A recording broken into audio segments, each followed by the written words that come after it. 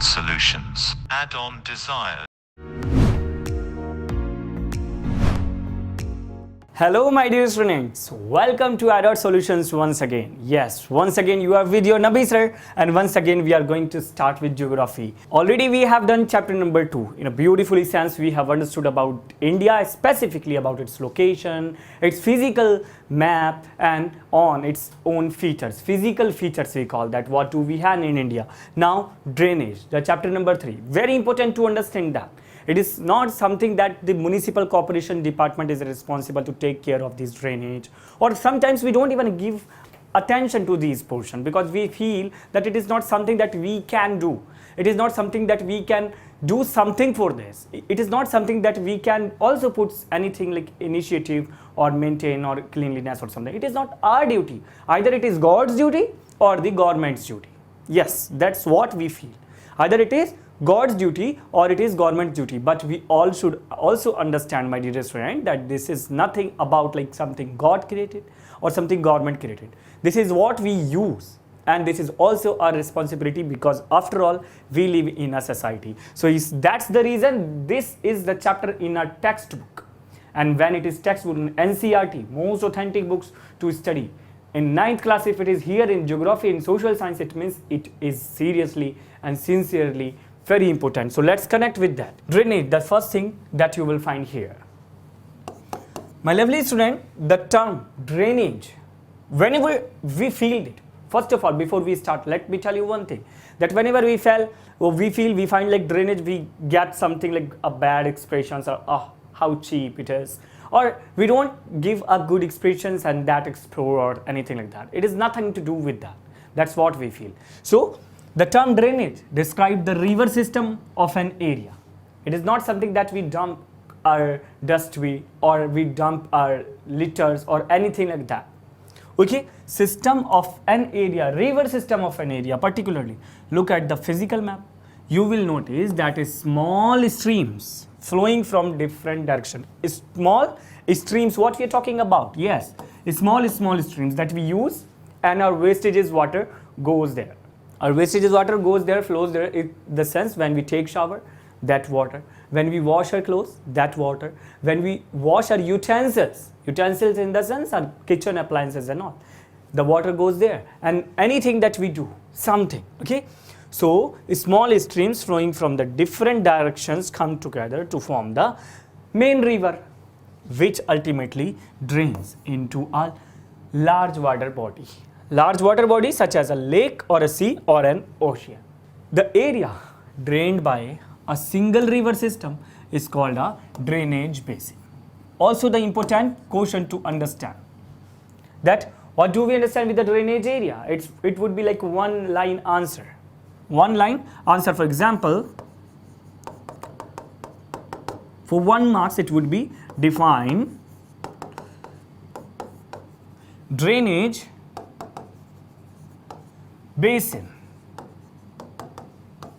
or anything like that. What do you understand with that drainage basin? So the area drained by a single river system is called a drainage basin. A closer observation on a map will indicate that any elevated area where we get a water allowed to flow, such as a mountain or an upland, separates two drainage basins. Such an upland is known as the water divide. That's what in the figure 3.1 we are going to see. Which river has the largest basin in India? Do you know, my dear friend, here? The world's largest drainage basin is of the Amazon River. Amazon River, that's in South Africa, that we understand as Latin America. So what they are asking us to do? Which river has the largest basin in India? That's what for us. We're talking about largest basin is Amazon in South America. That's the world's largest. Now, what is the India's largest basin? Here you see stream A, water divide, and stream B. Stream A, stream B, and this is what the water divide we can get here. Drainage system in India. We'll get it out here. The drainage system of India are mainly controlled by the broad relief feature of the subcontinent. Broad, relief system of the subcontinent. Accordingly, the Indian rivers are divided into two major groups. That's very important to understand. Indian rivers are divided into two major groups. That's what we understand as the Himalayan rivers and the peninsular rivers. In the previous chapters also we have understood that with proper map even, that the Himalayan river we get as Ganga and the tributaries of Gangas. For example, most or the largest tributary. What do we have the largest tributary of Ganga river? As Ganga we have as a holy river, okay? So Yamuna is the largest or the big, okay, river of Ganga river as the tributary in the sense helping that, for example, this is a river and another river is coming and melting here and it increases the size of that, and then together they are mixing and disappearing in the Bay of Bengal or in Arabian Sea or in Indian Ocean. That is what we have, different things. So first Himalayan river, that comes from the Himalaya, okay, and then peninsular river, that also we have like Godavari, Krishna, Narmada, like that. Apart from originating from the two major physiographic regions of India, from the Himalaya or from the plain peninsular and all, apart of these two, the Himalayan and the peninsular rivers are different from each other. It is not something that we have the origin place is different over here. One is from Himalaya mountain and one is from plain area, like that, peninsular rivers. It's not the one thing that makes them differentiate with each other or it creates the differences between each other. No. A part of this, the another thing is the Himalayan and the peninsular river are different from each other in many ways. Most of the Himalayan rivers are perennial. Most of the Himalayan rivers are perennial. Perennial in the sense, it means that they have water throughout the year. That is the important. For example, what we have understood or studied about like Sundarban, as Sundarban and all, that's what we have as evergreen forest.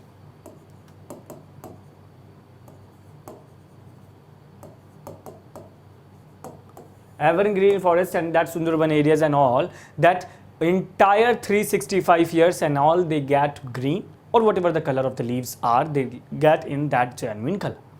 Means they don't usually follow or feel or get or experience the autumn season. Usually they don't. That's why entire 12 months or 365, 366 days they get green. So that's what we call evergreen. But ever flowing, on the other hand, ever flowing rivers, that's what the term we have, perennial. So perennial, what do we understand that?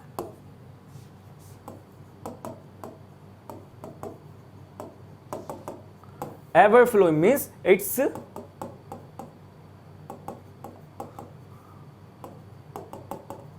full with water, flowing entire year. That's what the term we have, perennial. It flows entire year. This is perennial. Entire year perennial. Entire year perennial, you'll have to remember in that song. Okay, now it means that they have water throughout the year, entire year. These rivers receive water from rain as well as from the melted snow from the glaciers, from the lofty mountains. They get water from, for example, if they are ever flowing in the sense, so obviously they require rain all the time, but it is not like that. Yes, for example, we have seen in Rajasthan that river particularly starts in that monsoon river. Okay, it's a monsoon river. It starts in that particular area where they get small like rain or like 150 mm and all, and after that it disappears, it dries, it beings like a empty or something. But if it is flowing entire year, means perennial. So obviously they require two things, either the water from the rain or water where they get from like anything like glaciers or the softy mountains or anything like that where they get snow. Okay, so snow from the lofty mountains, the two major Himalayan rivers, the Indus and the Brahmaputra. The Indus and the Brahmaputra, we have studied about the IGB when we were studying yesterday. Remember IGB, Indus, Ganga, Brahmaputra. Most important in order to understand that Himalayan river system and all. So here Indus River as well as the Brahmaputra River originate from the north of the mountain range. They have cut through the mountain making gorges. They have cut through the mountains making gorges. Means gorges is nothing, like you can see gorges over here. Once they want to find the way and they create their way, it is called gorge. Did you get the thing? For example, usually what happens, any small rivers if you will find, that is specifically made by any particular like colonial rule in British period or with that like Mughal period. Okay, before that Mughal period, specifically British or those Mughal made some like a water reservoir and all. Okay, that's what we have understood in the previous classes of our geography textbook as well as the civics or geography both. We have understood that those Mughals and all were very keen, very interested, very fond of creating water reservoir in their palaces. For example, if you'll go to the like Taj Mahal, you will find that water reservoir. Okay, if you the Taj Mahal as these like monuments famous in the world, 7th miracle, 8th miracle, like that. Or if you'll go to the Jama Masjid or any masjid, you'll find the reservoir over there. Or if you'll go anywhere, specifically like even Red Fort and all, people were keen to follow that reservoir. So that time also they were getting the path, or they were cutting the path of the river and melting that. For example, that Yamuna river behind or beside the Red Fort's wall, behind or beside the Red Fort wall, that is nothing, the small helping shapes, that was a part of river done by the human beings. But this gorge is not by human beings, they create their way by themselves. If they go left or right or anything like that, they crawl by their way. So you can find this way, it is not made by any prince, any ruler, any king, by nature. It is by nature, so that's why we call gorge. So now you know the gorge because you also have the question like that you may get. Define gorges. The gorges are gorgeous. These gorges are gorgeous to see because you find a very peaceful environment over here. So mountain making gorges, the Himalayas rivers have long courses from their source to the sea. You see, they perform intensive erosional activity in their upper courses and carry huge loads of silt and sand. Huge loads of silt and the sands. In the middle, in the center and the lower courses, what happens? These rivers form meander, oxbow lakes, meander and oxbow lakes, and many other depositional features in their floodplains. In their floodplains, they also have well-developed deltas. Figure 3.3, well-developed deltas. We all understand delta. I already told you, my dear student, about the delta. For example, if the river is coming from here, source of river, either it is Himalayan one or anything, peninsular river or Himalayan river. We have understood about two types of different their origin as well as their types, their gorges style and all. So for example, if it is sources of river, then this is upper course it is coming, then middle course it is coming oxbow lake, and then meander, and then lower course, and then this is what they make delta. Delta in the sense I told you that if this is the hand, if the river is coming from here and it's going and split it into few parts before it's disappearing in the Bay of Bengal or in Arabian Sea or the Indian Ocean, that portion is called deltas. That's what you can see figure 3.3 beautifully. Now a large number of the peninsular rivers, what we are talking about, we have already discussed that perennial of those mountain rivers, perennial shape of those mountain rivers in the sense ever flowing river. All the 365 days entire year they have water in that. We have understood this. Now let's come to the peninsular river. Peninsular rivers are not like that. They are seasonal. Specifically, even they may have some water entire year. It is not like that they will dry completely. No. It is not. They may have water entire year, but that would be something like in monsoon river they get 1 glass water, and in monsoon river if they get 1 glass water, just for an example, the entire year they will get few drops. They will get few drops. That would be the difference. That doesn't mean they will dry up cleanly, properly. Like a Rajasthan river, we discussed last chapter. Okay, so they get, but the thing is they are seasonal as their flow is dependent on rainfall. If it is heavy rainfall, they may also get or maintain like that flood related warning areas and all. They also maintain that. They also create like floods and natural disasters such as like that. And if the water is in a medium, they flow with a full speed and all. But if the rainfall is very low, so they get low water. If there is no rainfall since like before or after monsoon, they don't get too much water. They get, I told you example, if the monsoon season they get 1 glass of water, in rest of the year they get few drops only. During the dry season means not the monsoon season, even the large rivers have reduced flow of water in their channel. Reduced, that's the term here. Reduced flow of water means less water in their channels.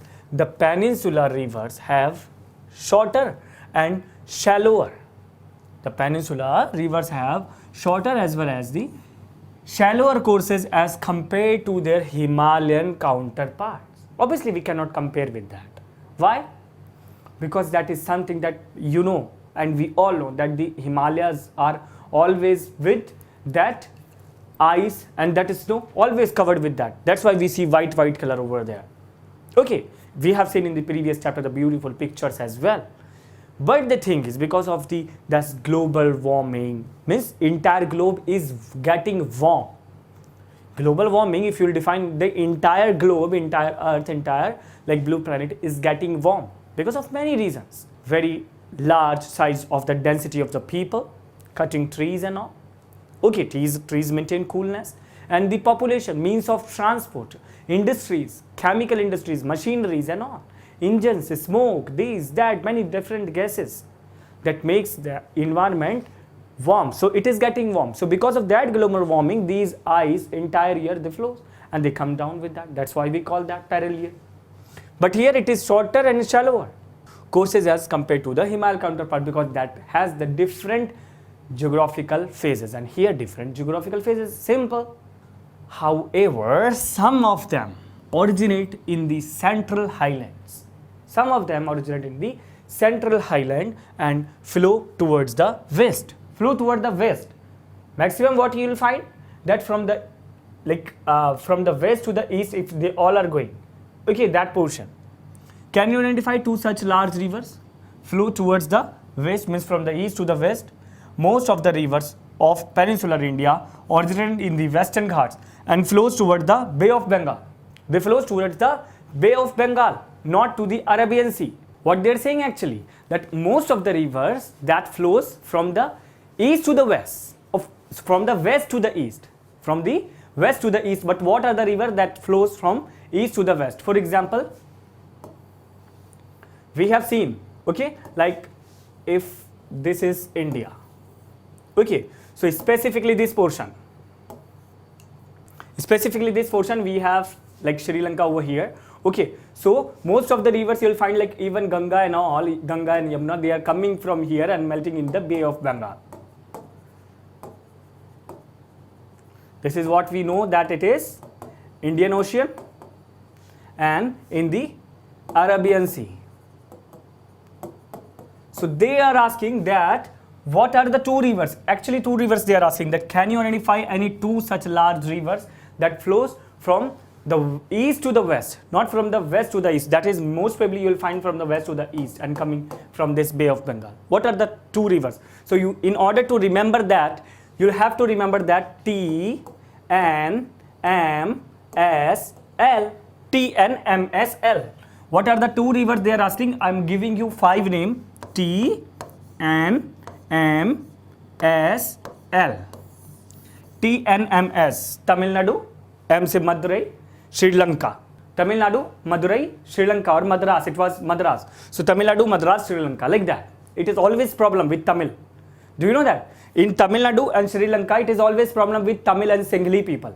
So you can also connect Tamil Nadu and Singhali, SL or Sri Lanka, whatever you understand, TNMSL. So here, that I wrote here the TNMSL. So write down like that, TNMSL. This T stands for Tapi. This N stands for Narmada. They are specifically in Maharashtra. In Maharashtra region. M stands for Mahi. Oh Mahi, ve Mahi. Okay, M stands for Mahi. So this is specifically from Gujarat. N, S, Son, and L, Luni. T, N, M, S, L, Soni. Okay, so that river we have as in the Tapi, Narmada, Mahi, Soni, Luni. Yeah, so Tapi, Narmada, Mahi, Soni, river. And Luni. Luni in Rajasthan. Soni also known as Sabarmati. That very famous from Gujarat. Also for Gujarat, very well known for Mahatma Gandhi. It is interrelated, interconnected with that. Sabarmati ke laadle tune kar diya kamal. Okay, Sabarmati ke laadle tune kar diya kamal. It is a very famous, like energetic song from like that national movements and national reforms related areas. So that Sabarmati, those Luni, Soni, like Sabarmati, Luni, Soni. You can connect with that. Luni, Soni or Sabarmati. Luni, Sabarmati, Mahi, Narmada, Tapi. And that is the option over here. And then we have Satluj and Ravi. We have Satluj and Ravi. So you can also connect that with that after L, Satluj and Ravi, SR. That is in the Jammu Kashmir side, and these are the two rivers that go into the Pakistan. From India, it's flowing to the Pakistan, and then they all are coming to the Arabian Sea. Did you get? TNMSL. You have to remember that, because it is very important to understand what are the rivers that flowing from the west to the east. Almost you can find from the east to the west. From the east to the west, it is very rare from the east to the west, or rest you will find just from the west to the east. Like in the Bay of Bengal, they are disappearing or making deltas before Bay of Bengal. Add-on solutions. Add-on desired.